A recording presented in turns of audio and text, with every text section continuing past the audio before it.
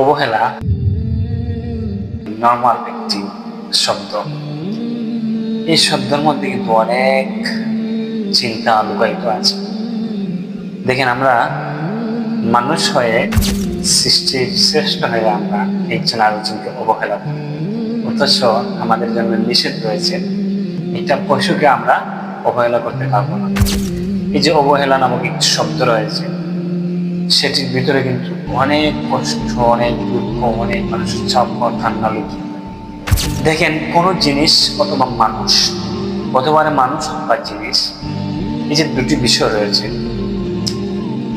এই দুটি বিষয়ের মধ্যে আমাদের কাছে যে জিনিসটা অথবা যে মানুষটা থাকুক, তাকে আমরা অবহেলা করব কখনই না। কারণ এই জিনিসটা আমরা হারিয়ে ফেললে অথবা এই মানুষটাকে আমরা হারিয়ে ফেললে তখন তার মূল্য কত আমরা বুঝতে পারব। এই জন্য হোক মানুষ অথবা জিনিস, আমরা এগুলা থাকতে আমাদেরকে মূল্যায়ন করতে হবে, মূল্য দিতে হবে, অবহেলা করতে পারবো। যখন আমরা হারিয়ে ফেলবো তখন তার মূল্য কত আমরা হারে হারে টের পাবো। সেই জন্য আমাদেরকে অবহেলা থেকে বিরত থাকতে হবে। এই অবহেলা নামক একটি শব্দকে আমাদের মধ্যে জায়গা দেব না, কখনোই না, কখনোই।